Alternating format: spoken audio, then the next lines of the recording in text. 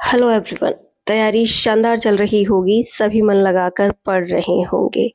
इस वक्त हमें किसी भी प्रकार का विचार नहीं करना है, केवल और केवल पढ़ाई पे ही अपना सारा समय बिताना है। लेकिन हम अगर बात करें हाउसवाइफ की, तो उन्हें कभी-कभी ऐसा लगता है कि ना तो ये पढ़ाई हो रही है और ना ही ये पढ़ाई छोड़ी जा रही है।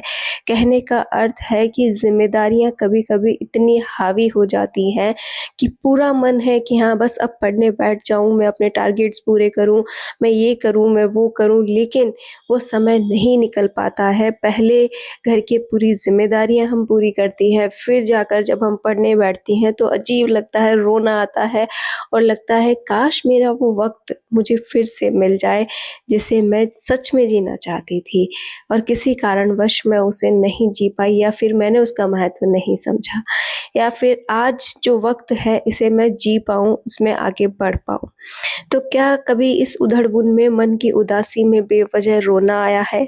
कभी लगा है कि क्यों है मेरी लाइफ़ ऐसी? मुझे इसे और बेहतर करना है।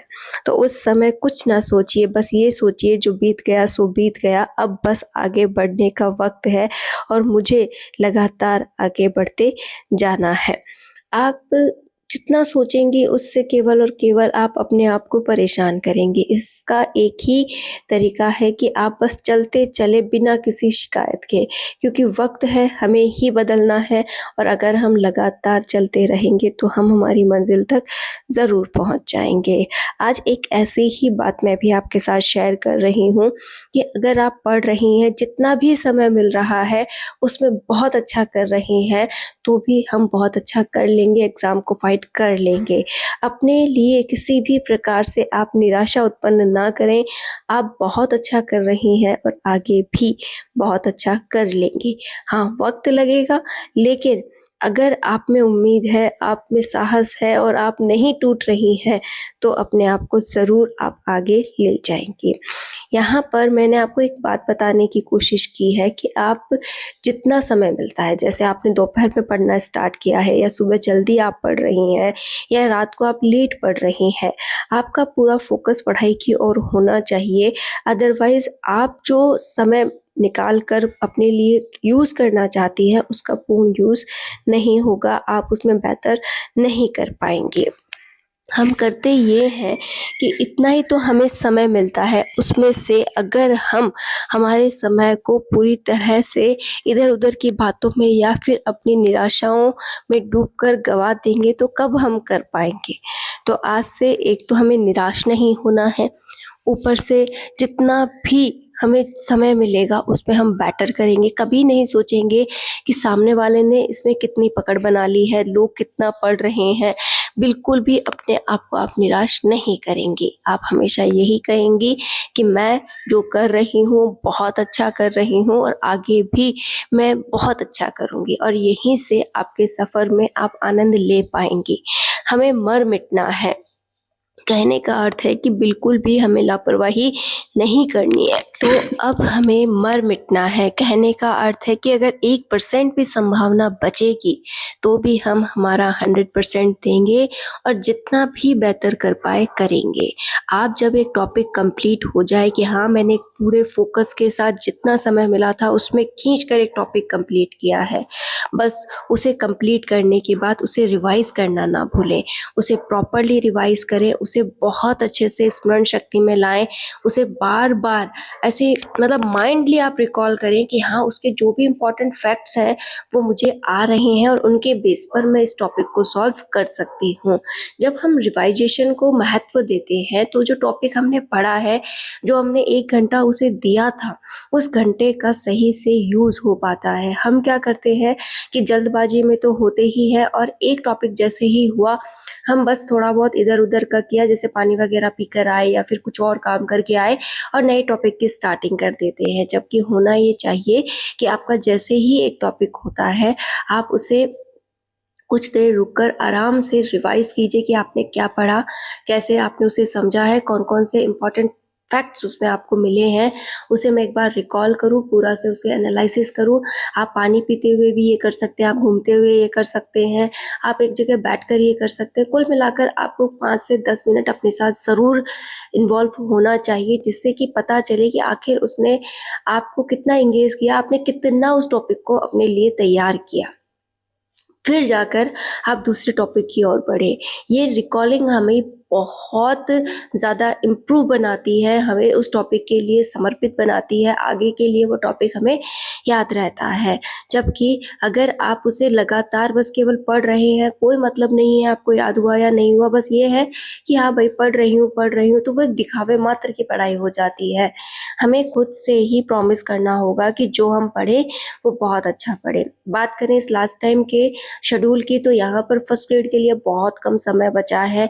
आप जितना भी समय निकाल पाएँ उतना कम है, लेकिन इन ढेरों ज़िम्मेदारियों के बीच ये समय निकालना भी मुश्किल हो जाता है। लगता है ये लाइफ थम सी गई है, अब कुछ नहीं हो सकता।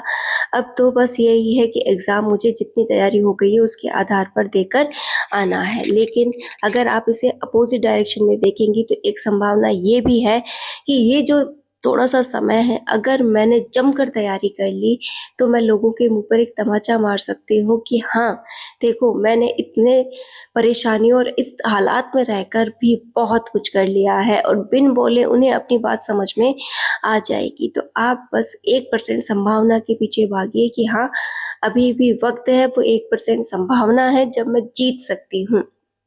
तो कभी भी निराश ना हो कि हाँ, अब मैं कुछ नहीं कर सकती। जब भी आपको लगे कि हाँ, बस अब वक़्त जितना भी है वो मेरे पक्ष में है, मुझे इसे पक्ष में रखना ही होगा, तो निराशा त्यागते हुए उसे अपने पक्ष में ले आइए। इसके लिए आप अपने खान-पान पर ज़रूर ध्यान दें।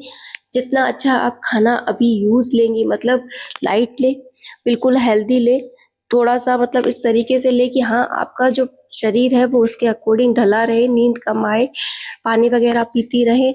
साथ ही साथ आप जो सिटिंग अपनी देती हैं, चाहे वो आप चेयर पे देती हों, चाहे आप टेबल के ऊपर बैठकर पढ़ती हों या आप किसी जगह भी बैठकर पढ़ती हों, वो सिटिंग प्रॉपर हो, वहाँ पर आपके लिए पूरी एक तरीके से आप ऐसा माहौल क्रिएट कर सकें जहाँ पढ़ाई का आपको प्रॉपर वे मिल सके।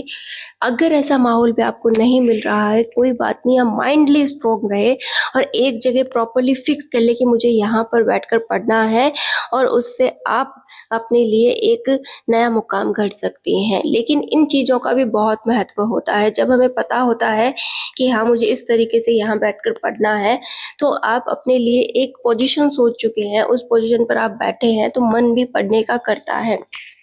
तो अगर आप नीचे बैठकर पढ़ते हैं या फिर आप टेबल पर समय बिताते हैं, बस एक बेड पर बैठ के नहीं पढ़ना है।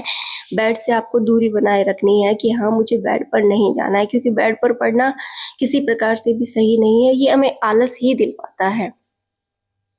इस तरीके से आप अपने बैठने का ध्यान रखें, खान-पीन का ध्यान रखें। ज़्यादा पढ़ना होता है, देखो पढ़ना तो हमें इन दिनों बहुत है, 6 से 7 घंटे, 10 घंटे निकालना ऐसे ही नहीं होता है। और फिर ये भी हमें पता है कि इन 10 घंटों में अगर हम बात करें कि हाँ, हमने 10 घंटे पढ़ाई की है, तो प्रॉपर 10 घंटे कभी नहीं होता है। उसमें से 5 से 6 घंटे ही अच्छा हो पाएगा, ये भी बहुत ज़्यादा है। नहीं तो 3 से 4 घंटे ही हम बेस्ट पढ़ाई मान सकते हैं। लेकिन ये भी हमने तब निकाली है जब हम 8 से 9 घंटे दे रहे हैं। अदरवाइज़ अगर आप सोचें कि मैं मात्र 2 से 3 घंटों में ही बहुत कुछ कर लूँ, तो ऐसा पॉसिबल नहीं होगा। आप 2 से 3 घंटों में अब इतनी ज़्यादा पढ़ाई नहीं कर पाएँगे, दोनों पेपर्स मैनेज नहीं कर पाएँगे। तो ऐसी लापरवाही बिल्कुल ना करें। हमें दोनों पेपर्स को साथ लेकर चलना है, चाहे आप फर्स्ट ग्रेड की कर रहे हैं या फिर सेकंड ग्रेड की कर रहे हैं। दोनों में ही दोनों पेपर्स का बहुत अधिक महत्व है, तो आप बिल्कुल भी लापरवाही ना करें। अपने लिए जितना अधिक समय निकाल सकें निकालें, और सुबह यदि आप फर्स्ट पेपर लेते हैं तो दोपहर को आप अपने सेकंड पेपर को समय ज़रूर दें। इसी के साथ यदि आप सेकंड पेपर को रात को लेते हैं तो पूरे दिन में जितना भी समय मिले उसमें से फर्स्ट पेपर को आप बहुत अच्छा समय दे सकती हैं। तो कुल मिलाकर दोनों पेपर्स को हमें समय देना है और प्रैक्टिस का समय ज़रूर निकालना है, क्योंकि जितना अच्छा पढ़ा है यदि उसकी प्रैक्टिस हम कर लेते हैं तो ही हम बहुत अच्छा मान सकते हैं। इस समय आपके शॉर्ट नोट्स आपकी मदद कर रहे होंगे। यदि आपने पढ़ते वक्त अपने लिए जो भी शॉर्टली लिखा था उन्हें आप अब लीजिए, उन्हें अब रिकॉल कीजिए और जो अपनी थ्योरी है उससे अप्लाई करते हुए एक प्रॉपर रिवीजन लीजिए और एक प्रैक्टिस को जारी रखिए। यही हमें आगे बढ़ा रही है कि जितना ज़्यादा आप चाहते हैं कि पुराने टॉपिक्स रिवाइज हो जाए, पुराने टॉपिक्स तैयार हो जाए और जो भी मैं नया पढ़ूँ वो भी मेरे से अच्छे से हो जाए, तो जितना आपने पहले पढ़ा था, शॉर्टली उन्हें लिखा था, उन टॉपिक्स को अब आप रिवाइज कर सकते हैं। तो कुल मिलाकर अभी हमारी ये कंडीशन चल रही है, चाहे जो परिस्थितियाँ हों, जैसे भी हालात हों, इस समय हालात भी देखिए हमारे पक्ष में नहीं होते हैं, ये मजाकिया बात नहीं है। आपने भी नोटिस किया होगा कि जब इस कदर हमें हमारे इस सफ़र की लगन लगी है, उसी समय परिस्थितियाँ अपोज़िट हो गई हैं, कोई भी बात हमारे पक्ष में नहीं हो रही है, लग रहा है समय हम कहाँ ले जाना चाहते हैं और ये समय खुद हमें कहाँ ले जा रहा है। तो बिल्कुल भी निराश ना हो, इस विपरीत परिस्थिति में भी अड़े रहें और अपने आप को जितना भी यहाँ पर आप घस सके ज़रूर घसें, क्योंकि ये वो पल है जब यहाँ से हीरे तैयार होंगे और वही हीरे हमें बनना है। तो आप कितनी मेहनत कर रही हैं, किस प्रकार से अपनी परिस्थितियों से लड़ रही हैं, यही आपकी सच्ची सफलता है। तो अपनी सफलता को लगातार जारी रखिए, हर दिन मिल रही ये सफलता ही आपको आपकी मंजिल तक ज़रूर पहुंचाएगी। उस दिन आप अपने लक्ष्य तक पहुंचकर ये ज़रूर कहेंगे कि देखिए मेरा सफ़र कुछ ऐसा था। तो अपनी आप बीती सुनाने के लिए तैयार रहिएगा। इस संघर्ष से लड़ते हुए आप अपने आप को मजबूत बना रही हैं, अपने आप को घड़ रही हैं। तो बिल्कुल भी ना घबराएं कि हाँ मेरी ही ऐसी परिस्थिति क्यों है, मेरे ही हालात ऐसे क्यों हैं।